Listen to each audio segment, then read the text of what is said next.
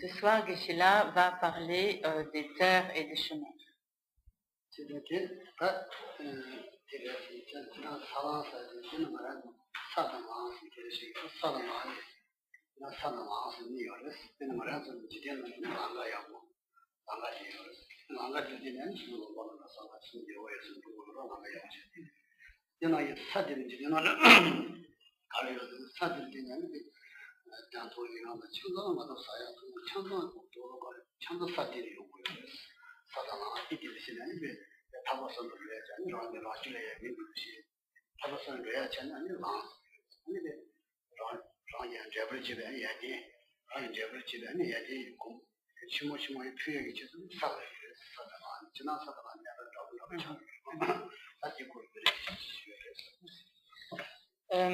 Lorsque cette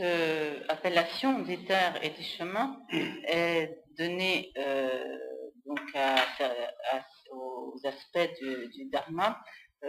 par analogie avec les terres et ce que l'on appelle donc couramment dans le monde terre et chemin. Un chemin ou une voie, une route, donc communément, c'est ce que l'on emprunte, ce par quoi l'on passe pour arriver à une certaine destination. La terre, c'est donc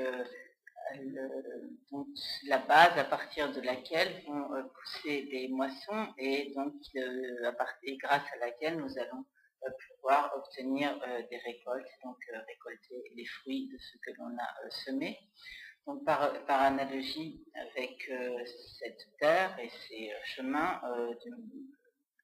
communément ainsi appelés dans le monde, les chemins donc sont les chemins les chemins lorsque l'on parle de la voie, les chemins de la voie bouddhiste sont donc les chemins que l'on emprunte pour parvenir à l'éveil, et les terres ce sont donc comme les niveaux de réalisation, les qualités, les vertus que l'on acquiert, que l'on développe sur ce chemin.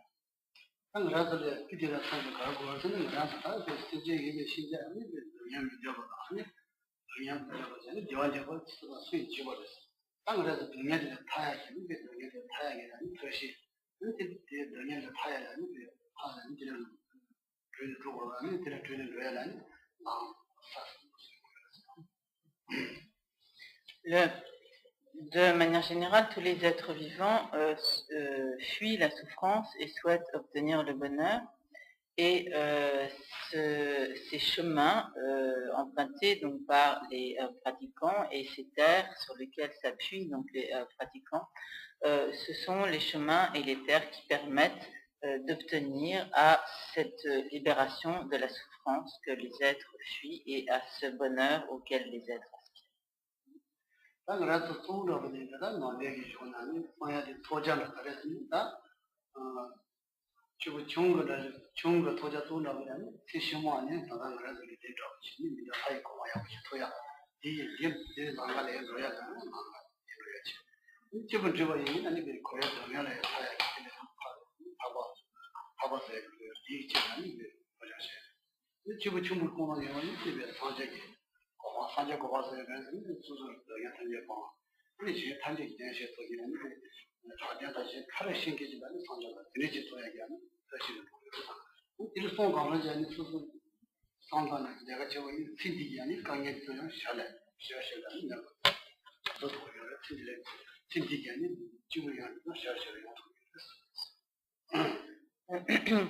Il y a sur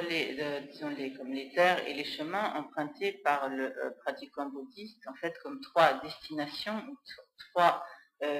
buts à obtenir. Il y a le but visé par les pratiquants de motivation inférieure. Ceux-ci recherchent l'obtention de bonheur pour leur vie future, et ils recherchent donc l'obtention d'existences favorables, semblables à celles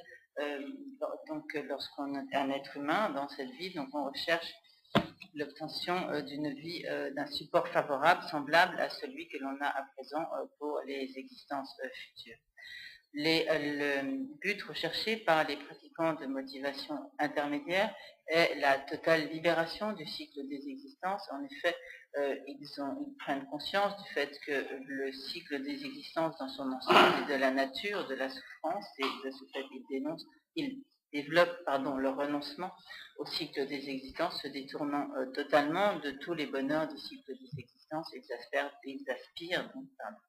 à la libération totale du cycle des existences.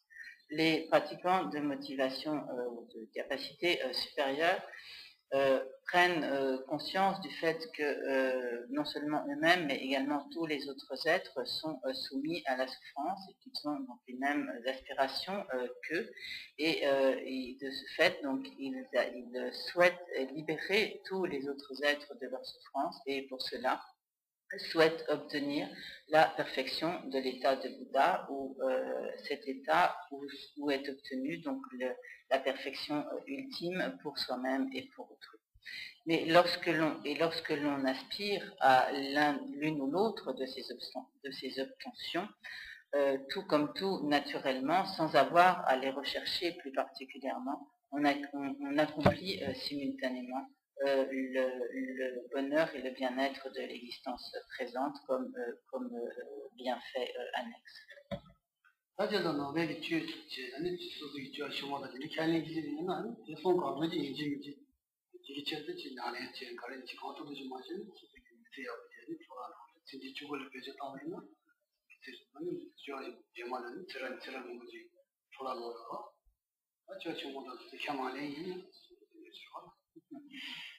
Donc,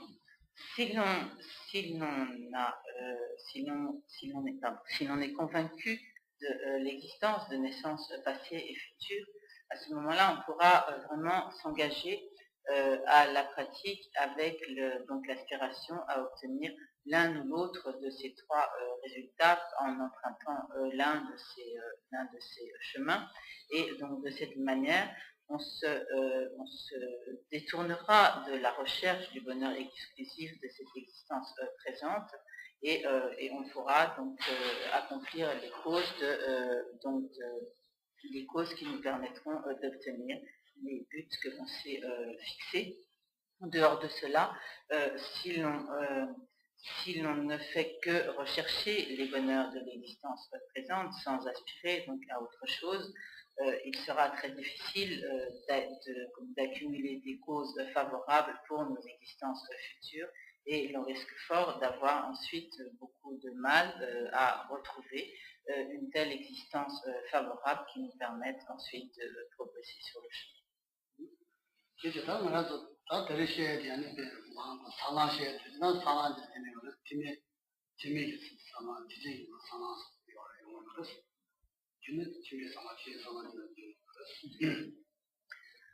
De manière générale, lorsque l'on parle des terres et des chemins, cela comprend donc les terres et les chemins du Hinayana, du petit véhicule, et les terres et les chemins du grand véhicule.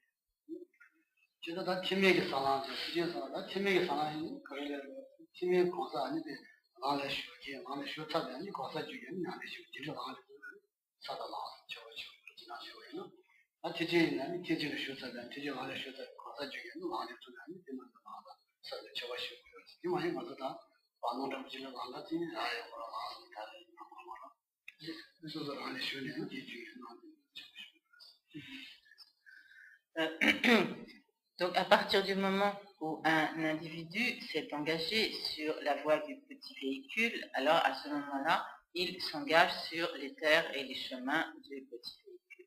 À partir du moment où un individu s'engage sur la voie du grand véhicule, à ce moment-là, il s'engage donc sur les terres et les chemins du grand véhicule.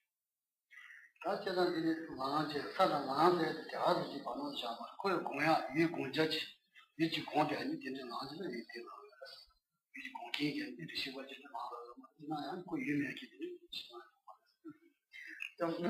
ne devons pas imaginer que ce que l'on appelle les terres et les chemins, ce serait comme des sortes de lieux très particuliers dans l'espace, des sortes de sphères extraordinaires qui planeraient quelque part dans l'espace. Ce n'est pas du tout cela. En fait, on atteint les terres et les chemins par, disons, par des réalisations de certains, par des certains, comme c'est c'est donc ces chemins et ces terres sont établis en fonction des objets de méditation.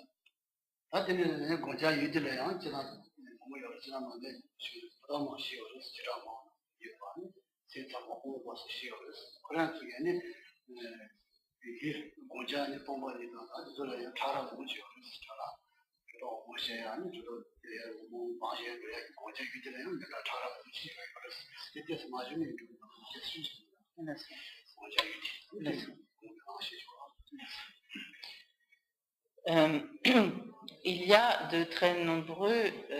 divers et nombreux objets de méditation selon les différents chemins, et il y a donc des objets de méditation plus comme spécifiques à certains véhicules. Et par exemple, il y a les objets de méditation des pratiquants du petit véhicule. Ils méditent notamment donc sur le non-soi, sur l'impermanence, sur un certain nombre, il y a ainsi un certain nombre d'objets de méditation qui, donc selon les véhicules, vont être plus ou moins grossiers ou plus ou moins subtils.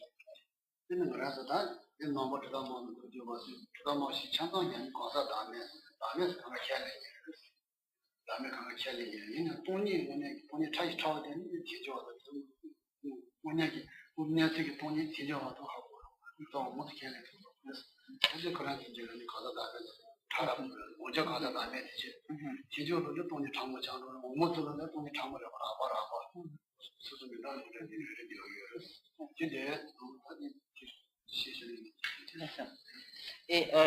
ainsi, donc, il y a des objets de méditation plus ou moins subtils ou plus ou moins grossiers, selon que l'on se réfère à l'une ou l'autre des quatre écoles philosophiques bouddhistes. Donc, lorsqu'il s'agit par exemple des écoles inférieures, depuis donc ce que l'on appelle donc les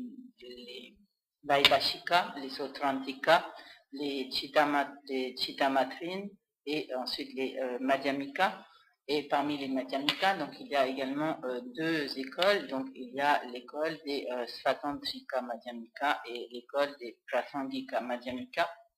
Et donc toutes ces écoles ont des objets de méditation bien définis, et donc toutes affirment l'existence du non-soi et méditent sur le non-soi. Mais donc les écoles inférieures considèrent comme objet de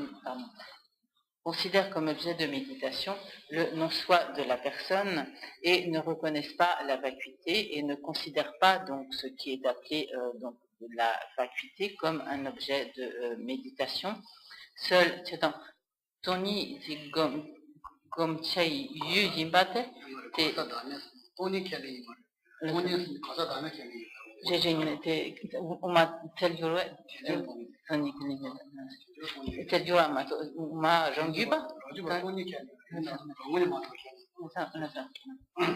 donc donc les écoles philosophiques supérieures et donc du Madhyamika considèrent la vacuité comme un objet de méditation, alors que les écoles inférieures considèrent que donc la méditation comme la plus subtile comme étant la méditation sur le non-soi de la personne.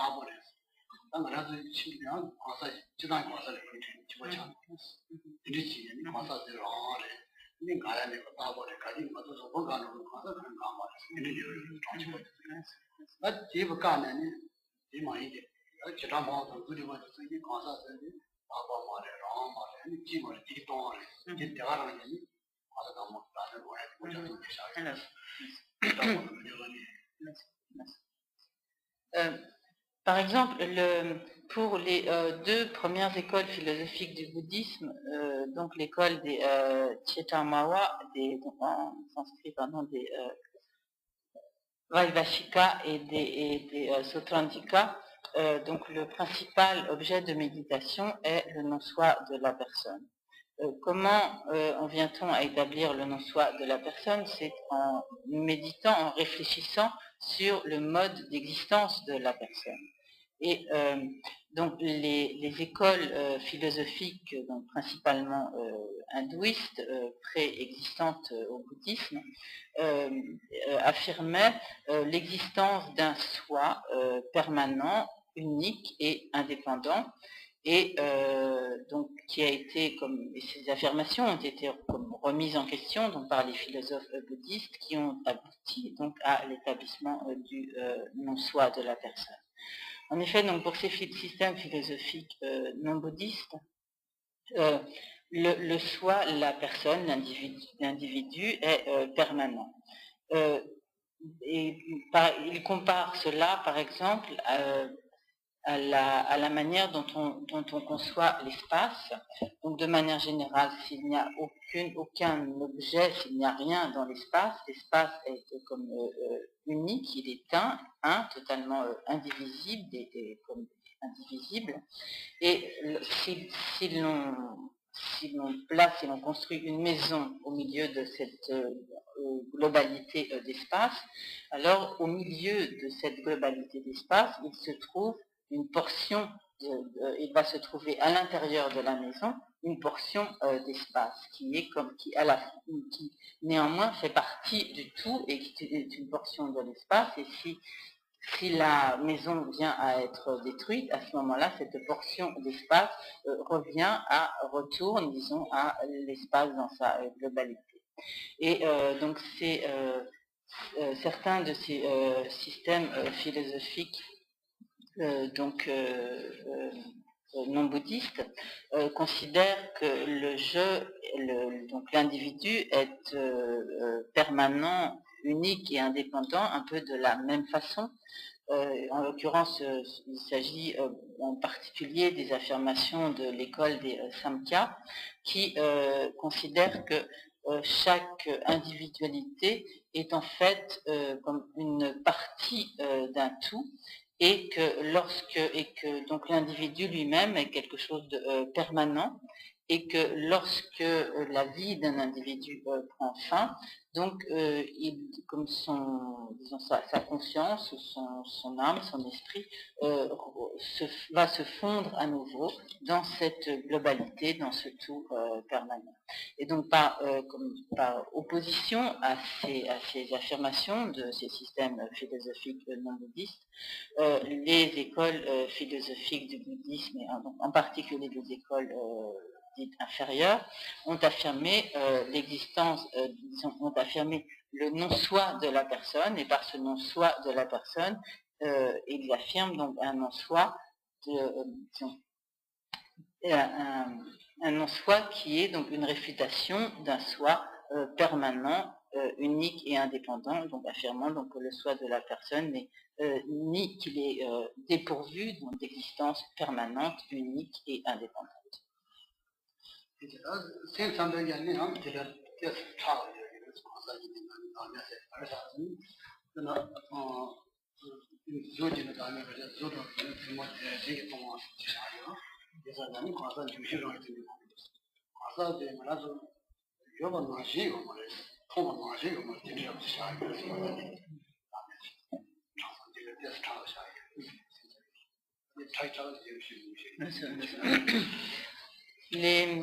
Les philosophes de la troisième des écoles philosophiques bouddhistes, donc les philosophes Chitamatrin, ont des affirmations un peu plus subtiles que les précédentes, en effet, leur manière d'affirmer le non-soi de la personne, c'est de dire que la personne est vide de dualité de substance entre donc disons, la conscience qui perçoit et l'objet qui est perçu. Donc nous n'avons pas le temps de rentrer dans tous ces détails, mais donc de manière générale, c'est de cette manière donc, que cette école affirme l'existence du non-soi de la personne qui, donc, selon eux, n'existe pas extérieurement, mais en fait existe en tant que manifestation comme maturation d'une empreinte qui se trouve sur le courant de conscience de la personne qui les perçoit, et donc par conséquent il n'y a pas de dualité de substance entre le sujet qui perçoit et l'objet perçu.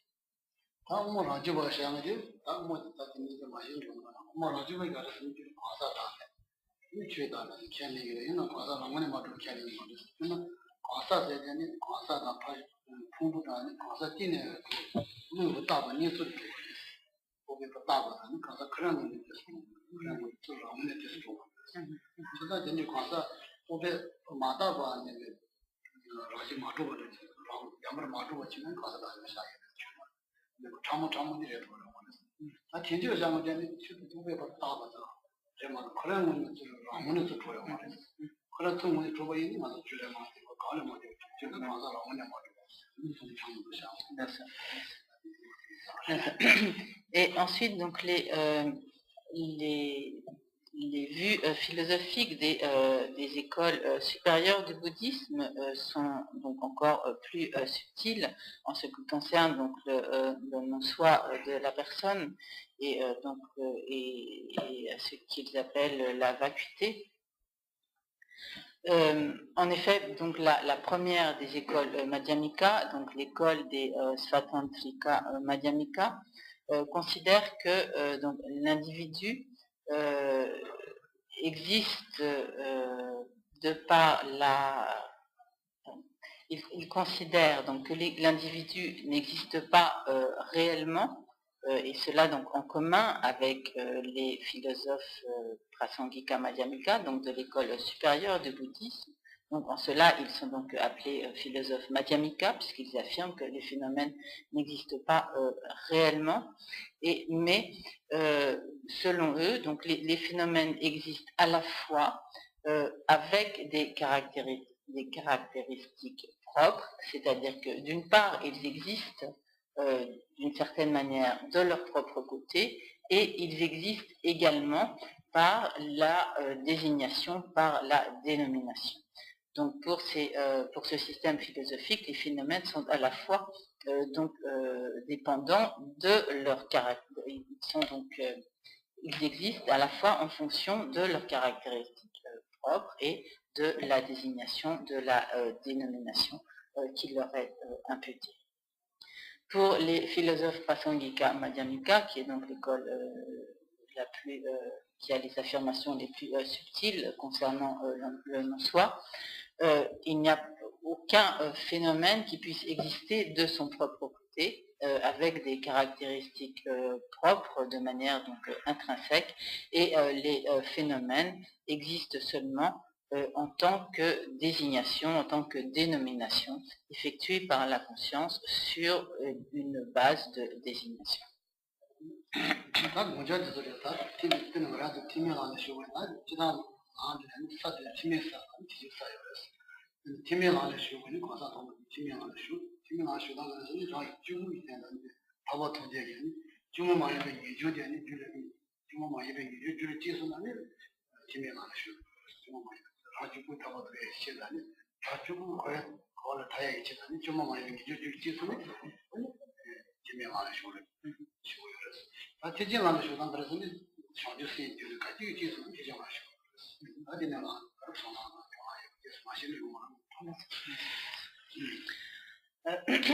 Donc,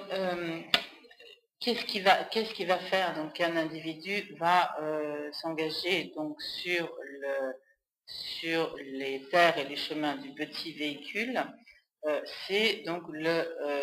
renoncement au cycle des existences et donc l'aspiration à obtenir la libération du cycle des existences. Donc, celui qui s'engage sur la voie du petit véhicule est un pratiquant qui aspire à l'obtention de la libération, qui aspire donc pour lui-même, pour l'obtention de son propre bonheur, qui aspire donc à l'obtention de la libération du cycle des existences. Et donc, il va développer le renoncement au cycle des existences, faire naître en lui un total désintérêt pour toutes les jouissances, pour tous les bonheurs du cycle des existences, et ce qui est donc comme la limite qui fait qu'un individu entre sur la voie du petit véhicule, c'est le fait donc qu'il ait développé un renoncement totalement spontané qui devienne comme totalement non artificiel, et dès ce moment-là, donc l'individu entre sur la voie du petit véhicule. Et il va ensuite donc parcourir les divers chemins successifs sur la voie du petit véhicule. Qu'est-ce qui fait par ailleurs qu'un individu entre sur la voie du grand véhicule? C'est le développement de l'esprit d'éveil. Lorsqu'un individu a développé l'esprit d'éveil de manière non artificielle, de manière à ce que cet esprit d'éveil se manifeste en lui de manière spontanée, à ce moment-là, donc, il entre sur le premier des 5 chemins du grand véhicule.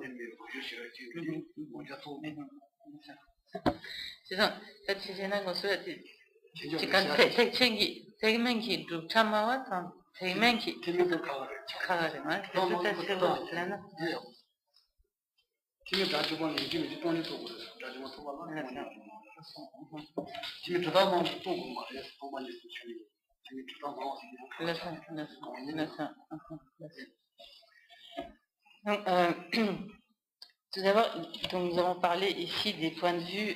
des 4 écoles philosophiques du bouddhisme, mais il faut en fait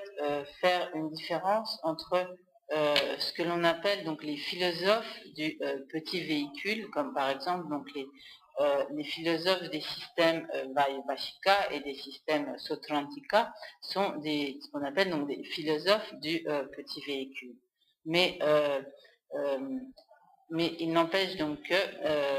les pratiquants du petit véhicule, c'est-à-dire les pratiquants, ceux qui s'engagent sur la voie des Sravaka ou ceux qui s'engagent sur la voie des Pratyeka Buddha, devront développer la compréhension de la vacuité et méditer sur la vacuité pour obtenir l'éveil correspondant, la libération donc correspondant au chemin sur lesquels ils s'engagent, ils devront méditer sur la vacuité. Et donc, lorsque les pratiquants du petit véhicule donc, ont développé le renoncement au cycle des existences, donc ils vont entrer sur le premier des 5 chemins du petit véhicule qui est le chemin de l'accumulation. Et donc ils vont